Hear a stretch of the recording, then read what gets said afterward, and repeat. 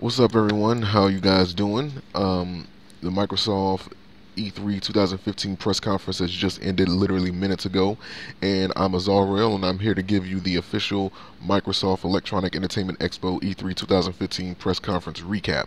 Now, I missed the first 20 minutes of the press conference, so I didn't get a chance to.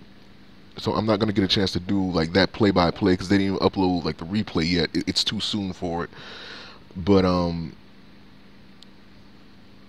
so I missed that first 20 minutes. It started at 9:30. I didn't start watching it until 9:54, and it was a couple things that they spoke on. And even though I won't have the that play-by-play recap that I normally have for like the first 20 minutes, I'm still gonna give you like the main focus of what that first 20 minutes was.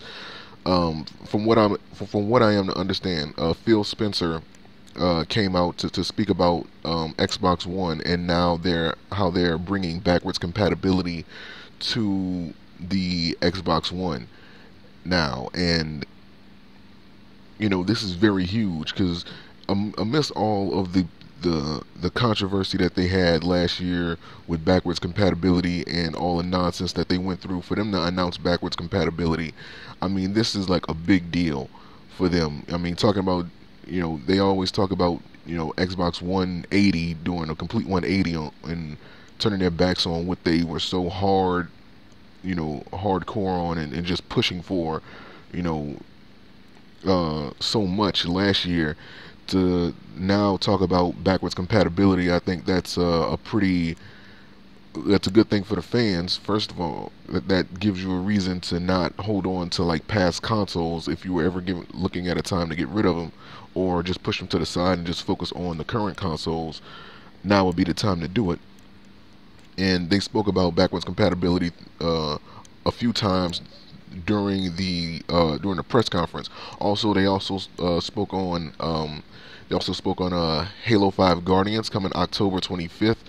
Excuse me, October 27th, 2015. I have the release date right here. You guys see. So there you guys go right there. And you know, and that pretty much was like the first 20 minutes. It was another game that was announced. I can't remember what it was. Please forgive me for that. Please forgive me. Um, it's on the tip of my tongue. I remember what they were announcing, but I just can't remember exactly what the game was. So hopefully during this recap, hopefully something will spark my memory and I'll be able to remember it. So when I did get started with the press conference, when I did start attending, again, I was 20 minutes behind, and they started talking about this new feature that they're bringing to Xbox One called it's called EA Access, and for $5 a month, you gain early access to a lot of the games that they have on there. So in a way, it's kind of like I don't want to say like a rental service, but I don't know, like I guess it is kind of like that. But for $5 a month, you get early access to a lot of these games. Um, well, actually, I don't even think it's a rental service. It's kind of like I don't know, because they didn't do a very good job explaining it, in my opinion. Um, in terms of what the service is, all they say is that you get early access to a lot of the games that are on this new feature called EA Access. And for $5 a month, they had just announced Madden NFL 2016 starting August 20th. You'll be able to play those games before anyone else. So it's backwards compatibility. It allows for backwards compatibility based on what he was saying. I got kind of confused at that point because, mind you, I had just came in, so I was trying to hurry up and get everything set up so that I can, have that information. Uh, yeah, but it was weird. But they announced that Titanfall will be joining EA Access, and that for this week, in celebration of E3, all Xbox Live Gold members will get a free week of EA Access. And then he goes on to announce the guy, I forgot his name, forgive me again, I was late. Then he announces Plants vs. Zombies Garden Warfare 2. with new characters and new ways to play arriving next spring in spring 2016. Next up, a trailer plays about Henry Ford and the legacy in motorsports that he has made and left behind. And down comes this. I don't know what kind of car it was. I think it was like a Ford GT. I think they said, but they lowered it down, and the car looked cool, and it was just like a big presentation about, um, you know, about of course Forza Motorsports 6 and Henry Ford the third and Dan Greenwald comes out to talk more about the game, and they then go on to play a trailer, and you see subtitles. They say it has a 24 racer multiplayer. There's 450 cars in the game, amongst other things. So, if you're a big fan of racing games, that is releasing September 15th this year, and it looks great. The graphics look great on it, and it looks like if you're a fan of racing games, then most definitely, you guys will want to check that out. Next up, a world premiere trailer plays, and you see this sword stuck in a bonfire, and the scene was very eerie, and you see people with humpbacks walking with sticks through all this ash and darkness, and then it cuts to someone grabbing a crown, and I don't know if it was an old man or an old woman, but he was grabbing onto a crown, and it was you know just like a dark, gloomy scene. And then it cuts to the giant Golem King arising, and he looks just as badass as he ever did. And then, like, he turns into, I don't know what to call it, almost like this fire mode, which I think it was the rage mode that they were talking about for the game that they were introducing. And it was actually a trailer for Dark Souls 3 coming early 2016. Now, it's something special. I want to talk about this because Software, the guys who developed Dark Souls, they also made a game called Bloodborne. In this rage mode that they were talking about, well, they didn't talk about it in the trailer. They talked about it, in like other videos prior to the week of E3. And they said that this rage mode was going to be a lot similar to what some of the bosses do in Bloodborne, where after their life gets lowered down to a certain amount, or if you start like a new game or like something, is going to activate them in rage mode. But I believe it's after you lower their health down to a certain point, they enter this rage mode, and they take on new forms, and they have like new attacks and things like that. And I think that's what the Golem King was doing in that trailer. He was entering rage mode for whatever reason, and like he had like veins of red like fire coming out of his skin, and I don't know, it was crazy though. But I'm excited for Dark Souls 3. I mean, I love Dark Souls 2. I'm one of those people who are like, I want to play more of it. Dark Souls is always that very difficult franchise, a gameplay. I don't think there's ever been a game as hard as Dark Souls before. Forgive me if I'm wrong, but to see that is pretty awesome. So I can't wait to see what that game turns out to be early this year, and hopefully they release more information about that game prior to the year 2016 coming closer. So after that, next the trailer plays for Tom Clancy's The Division, and this is a game that they announced last year, and it's this open world in New York, basically, and it's like this post-apocalyptic scene where different factions have taken control, well, not even taken control, but we're just running rampant around the city of New York in this time. And you and your group have to go around and basically try to restore order the best you can, it seems like, and try to fight off these radicals in this virus outbreak that, based on what the trailer said, I don't know, and it looks like just a great game. And I think they spoke on this last year at the last E3. And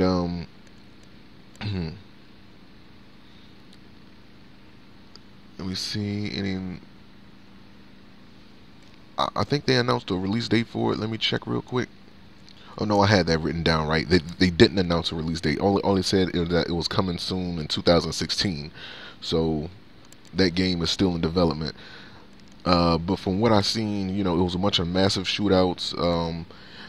It kind of reminded me of, I think the name of the game was Freedom Fighters on the Nintendo GameCube. That's pretty much what it seems like the gameplay is going to be similar to. So hopefully that gives you like a good idea as to what to expect from Tom Clancy's The Division. Then the president of Ubisoft America, Laurent Detalk, he comes out to announce that the Xbox One will have an exclusive beta October 13th for Rainbow Six Siege, and 2 games that come with it. Tom Clancy's Rainbow Six Vegas Part 1 and 2 are free games that come with Siege, if I'm not mistaken. I don't know, because he was kind of speaking in like a French accent, so I didn't really understand him too well. I don't know if he said something about you having to pre-order Rainbow Six Siege and then you get the 2 games, or if when you play the beta, that's how you get the 2 other games for free.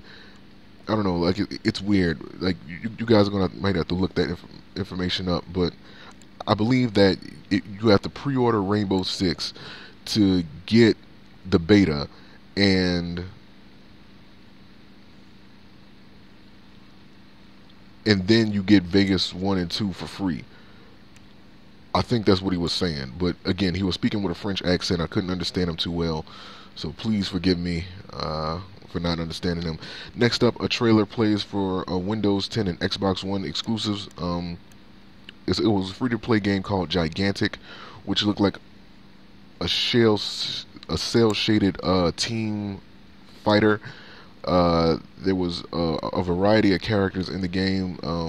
It was like a good 6, but I think it's like 1 player, maybe multiplayer. I don't know. The game is still in beta, they announced in the trailer, so they're still working on that. And if I'm not mistaken, you can join the beta of that game as well. Again, the game is called Gigantic. Look it up and find out the information about that. Next up, they play an indie game developer montage for several independent companies, and then the director of ID at Xbox, Chris Charla, comes out to speak more about it. He introduces Steve Gaynor, who comes out to talk more about. Now I got kind of confused at this point. I think the name of the game was called Tacoma, and that's coming out in 2016. And they didn't really show any gameplay. It was just like a first-person like trailer look at the game, and it's kind of hard to explain. So forgive me if I'm not able to. But for those who watched that trailer, you guys can look it up. The name of the game is called Tacoma, and that's coming out in 2016. It looks pretty. It looks like it has some promise. I'm not gonna lie. It looks like it has some promise. So, see what that game is all about in the future. Next up, Derek Bradley of Aurora 44 comes out to speak about Ashen, which looks like to be another open world game where you have to choose who you fight, consider as allies, and team cooperation is key to survival, based on what he said. It plays, and you see a team working together to open this door, and then this big skeleton monster appears. Well, the game cuts to a big skeleton monster that looks like it's powered up by runes. And then you see like this big sky whale creature. I don't know what they call it, but he's flying around like Free Willy, flying over the characters in the game. It was weird. Next, Sharita Halato of Tiger and Squid comes out to talk about a game called Beyond Eyes, which is about a blind girl that has to use her other senses to make her way around this world once she leaves the safety of her home. So that looks like an interesting puzzle game where the girl, she's blind, she can't see, and a little bit of gameplay that they did show is literally as you're taking steps, a little bit of the area is revealed to you. So you're literally like this blind girl and you're just trying to feel your way around this world. And there was this one section where she had this wolf in front of her, and I don't know if there's going to be a way to combat these monsters or these creatures or these animals or anything like that that she may encounter. So I don't know. It looks like to be a pretty interesting game. So I do have to tilt my hat to the game Blind Eyes. I'm kind of Beyond Eyes. I'm kind of looking forward to seeing what that's like. Next up, Chad and Jared Moldenher. Forgive me if I don't pronounce that name right. It's spelled weird. To talk more about Cuphead, which literally is a 1930s cartoon mixed with like a 16-bit platformer. And the game design, it looks like a colorful 1930s cartoon. And I cannot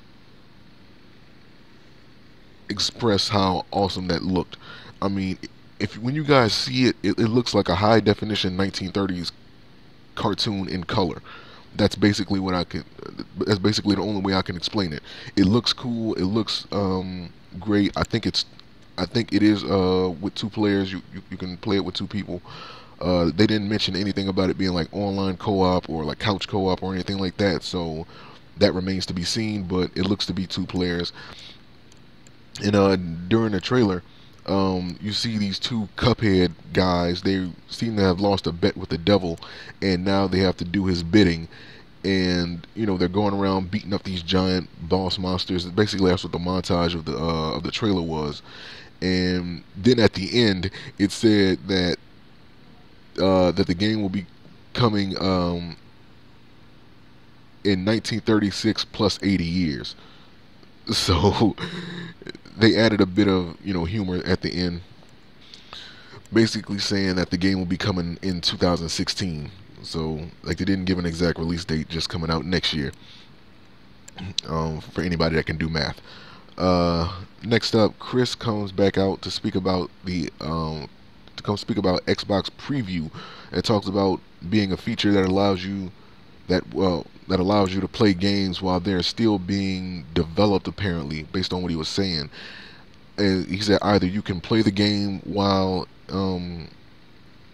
the game is still being developed, I think, because that's what he said, if I'm not mistaken. If I type this down right, he mentioned being able to play the games while they're still in development. And either you can wait to play it when it's finished, or you can play it early and get like a feel and a taste of what the game is going to be about.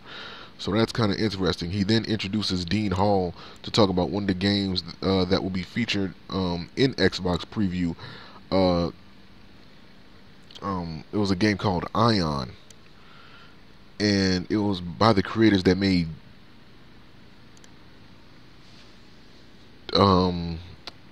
there was a game called DayZ, DayZ, almost like Jay-Z, but like without the J, like just replace the J with a D and just remove the hyphen. It's called DayZ.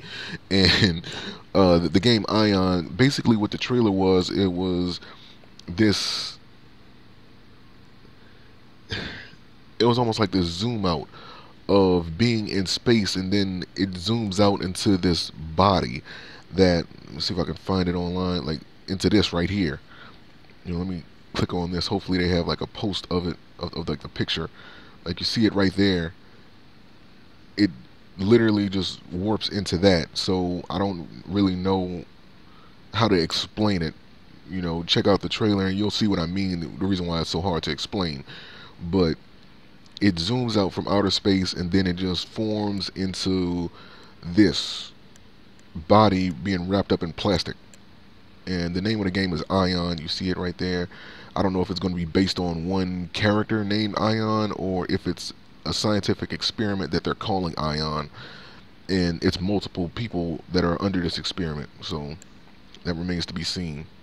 You know, all I know is all they showed was that it was a trailer that starts off in space and it ends up in this plastic wrap, um, um, which seems to be like some type of what's the word I'm looking for? In incubation chamber. That's what it looked like. So that's basically what the trailer was. So forgive me. Next up from Crystal Dynamics, Ryan Horton comes out with a demo for a game coming this holiday, 2015, Rise of the Tomb Raider. In the demo, it starts off where you see Laura using a light stick to walk through this cave, and she's with this guy, and like he didn't announce the guy's name, so forgive me for that, for not knowing. Like, they didn't announce it. And there's this harsh snowstorm, and they're trying to climb to this mountaintop to safety, I'm assuming. So he hooks this rope to her, and she jumps across this gap to use these ice picks to climb up this icy wall path. And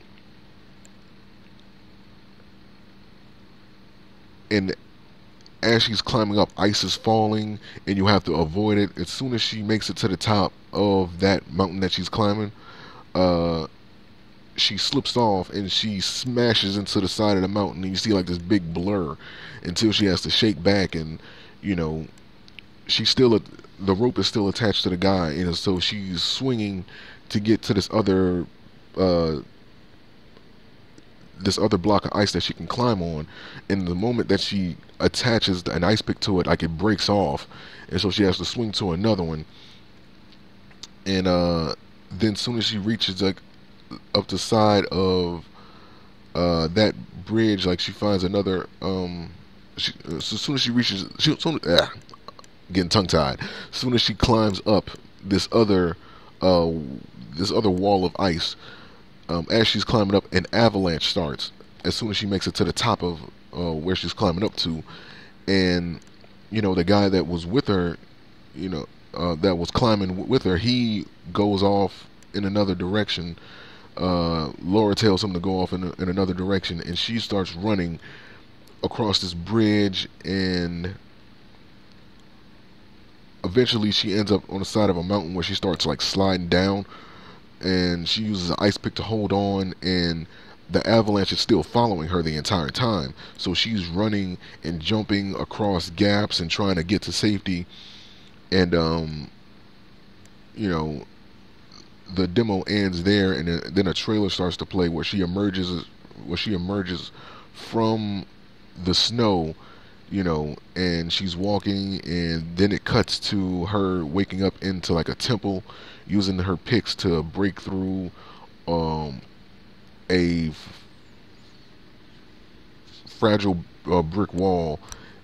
And you know, it's almost like a beautiful island, kind of like an Aztec island or something like that, very Mayan inspired. And you know, the game is coming November 10th, so that's basically what they have going on there. Next up, they had a trailer that played for a new game, well, a game called Rare Replay, which has 30 hit games from the company, coming August 4th. Craig Duncan of a studio head comes out to speak more about Rare Replay and how they're bringing some of the fan favorites to console on one disc. And then he talks about a new game that Rare has been working on. And the trailer starts where you see that in first person, there's this skeletal hand, or what seems like a skeletal hand. It probably was just a glove. And it's in first person again. The character is walking around on this island. As he's walking, he's passing up a skeleton that has a sword stuck through his chest onto a tree. And you see an octopus painting on a stone. You know, it was like a big, somewhat of a cartoony scare. And then out of nowhere, this person starts running towards the beach of the island that they're on. And you know, this first person character follows him, and they get onto a ship, and there's these big ship battle montages, and that's what it is. So the name of the game is called Sea of Thieves, and they didn't announce a release date for that game either, so I'm assuming that's coming out in 2016 as well. It is just a pirate themed video game, you know. Moving on, a trailer starts playing with pixies flying around and magicians and wizards, and the announcer is explaining that, you know, this is going to be a story about a land that has invaders, and the land does not want them there, and it's kind of like a hero story, but the heroes that the announcer is referring to are like the bad guys, the ones who wants to make legends for themselves and basically make themselves out to be a hero, but destroying other people's lands in the process of them trying to become a hero from discovering these lands and things like that. So the game is actually Fable Legends, and it's coming this holiday. And you know, when they say holidays, normally that's in December or like around the end of November. But the game is based on what the trailer was saying. I don't know if the quote-unquote bad guys are going to be the good guys in this, trying to push off the quote-unquote good guys, the heroes, off of the island, because the island supposedly doesn't want them there. It looks like an interesting twist on like a typical story. So I'm curious to see what they're going to do with that. So next up, Kudo Tsunada from Microsoft Studios comes out to talk about a free-to-play game, and talks about Fabled Legends, which is a free-to-play game, and that if you buy something in one game, it becomes available in another. So I don't know exactly what he meant by that, but he continues on. He announces a new relationship they have with Valve VR, and he speaks about the Oculus, and he then talks about Microsoft HoloLens and how you can turn reality into a virtual reality just from you sitting down with the headset on. And Lydia Winters, brand director of Microsoft and Mahjong, comes out to talk about how this new technology in bringing Microsoft HoloLens to Minecraft. And so this guy, Sax, as they call him, Sax, that's what they were calling him, came out to do a demo with the HoloLens, and it was connected to a camera to show what the player sees when they have on HoloLens. And so he starts playing Minecraft on it, and he's playing it on a wall, like literally from like first person. He's playing it on a wall, and what's interesting is that he did something cool. So there was this empty table right next to him. So he gets up, stops looking at the wall, he looks at the table, and then he says something. I don't know what he says, but for whatever reason, looking at it through the HoloLens, he started playing Minecraft in like a third person sky view. Well, not third person, but like a sky view. Like he starts playing Minecraft on this table, and he's able to look at the entire map of what's going on. And what was cool about this is that, you know, Lydia, she was playing it on her iPad. She was playing Minecraft on her iPad along with Sax while he was playing it on the HoloLens. And you see her running around and trying to set things up, and you know, he's moving the map around, and he's exposing like different underground new underground areas on the map. And while she's trying to set up an entry to get down there, and when she does, she sets up boxes of explosives in an area, and then he gives the word, like he says, lightning strike, and then lightning just comes, and it hits one of the TNT boxes, and it just opens, it just explodes, and it opens up an area to get down into that dungeon. So it was very, very interesting seeing that. And he's just using this 3D hologram in playing Minecraft, and while someone else is playing it on the iPad. That was just pretty good. So it's good to know that they're developing technology, or they're, you know, working with the technology to make sure that even though someone else may not have like the latest, gadgets, you can still play the game with them. So that's a good thing. So next up, Rod Ferguson comes out to announce Gears of War Ultimate Edition, which is a complete remastered in 1080p and 60 frames per second, and that the beta for that game is available right now. And the release date is August 25th, but the beta for that game is out now, so you guys can check that game out soon as you get the chance to.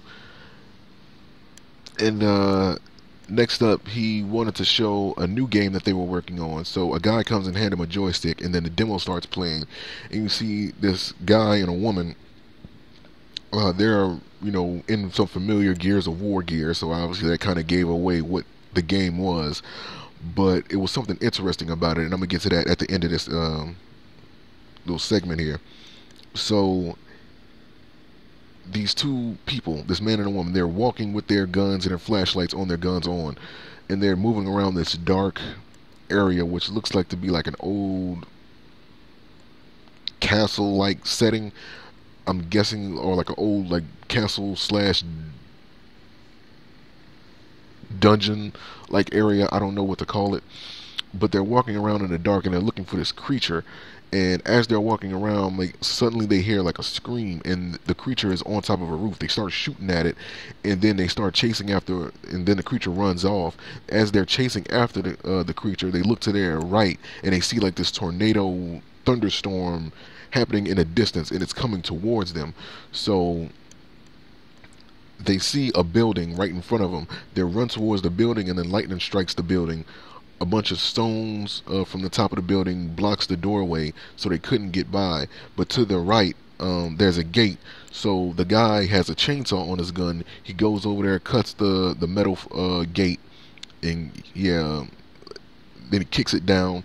Then the woman and the guy, forgive me if I'm not giving like the names of these characters, they don't announce this stuff, so I gotta explain it the best way I know how. So those two, they run down the stairs and to their left, and there's an entrance into the building. So when they get in there, they notice that there's these orange glowing pods everywhere. Now the woman tells the guy not to touch the pod, but he touches it anyway, and when he does, it squirts out this orange goop that ends up all over his body, and he's glowing from it. Well, like the orange goop, like it is glowing, but it short circuits his flashlight that's on his gun, that's on his firearm. And as they're walking around, like he can't use his flashlight at all, but there's these glowing pods everywhere, and they're doing their best not to touch them. And after a short while, them walking around this hallway where all these pods are, they finally reach an exit outside of the building that they were in, that's still safe from the huge tornado thunderstorm that they have going out from that point of entry that they came into the building. And when they reach the outside, all of the goop on him is gone, and like his flashlight starts working again. And they're trying to enter like another area of the building, but then the creature that they were chasing jumps on top of the roof, and then jumps on top of a car and starts yelling at him, and his mouth is open up. You see like, I don't know, like a good 10 tongues lashing out. It was weird. And then all of a sudden you start to see more of those creatures coming up behind this one creature, and then this huge gunfight breaks out. Now it's important to note that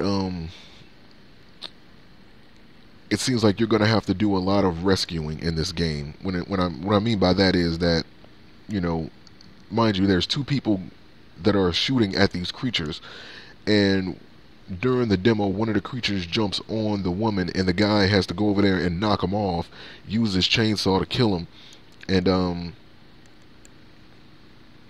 it seems like it's going to be you having to pay attention to where your partner is and making sure that they're safe while you're in these gunfights. So after he knocks off that one creature, uses his chainsaw to kill him, another one jumps on top of him, and he opens up his mouth, and again, all those tongues are just like lashing out at him, and he's screaming, and that's the end of the demo. And one of the special things that I was talking about is that what they said was that the game was called Gears 4. Now, they didn't say Gears of War. Obviously, it is Gears of War, but they just, in the trailer, they just called it Gears 4. And that's what they showed on the stream that was in the trailer. That's what they showed in the trailer. It just said Gears 4. It didn't say Gears of War. So I don't know if they're trying to rename the franchise like just Gears or what. So, but that's coming this holiday. Next up, Phil Spencer comes back out to talk to recap about the game lineup, and with backwards compatibility, and basically announces that because of that feature that they're introducing, that if there was any time to get rid of your Xbox 360 and move on to Xbox One, now is the time. So, and that ends the Microsoft E3 2015 press conference. So my thing is this. Now, last year, you know, people were in an uproar with Xbox One and all the controversy that they were going through. And, you know, for them to take a complete 360 and now allow backwards compatibility, I think it's a great thing, but I think they kind of kicked themselves in their own ass because they were pushing so hard for this not to happen, only to have it happen in the long, you know, at all. So in the long run, like, it finally happens anyway, because they realize that this is what fans want. They still want to be able to play the past console games on their current video game system, and you know, it's like they finally gave into it. Now, they didn't announce anything about Black Ops 3, which I'm pretty sure they're gonna have at other conferences. So that was one of the things that I'm kind of surprised that they didn't talk about Black Ops 3. But they did do a good job with this Microsoft backwards compatibility. I'm kind of more excited about the game. Let me see if I can find the name of it. I think it was called Cuphead. I'm kind of excited about that. So it's going to get really interesting seeing what they have. So thank you guys for watching this recap. Again, I missed the first 20 minutes. Please, I apologize for that. But, you know, I'll see you guys for the other E3 2015 recaps. Until then, peace.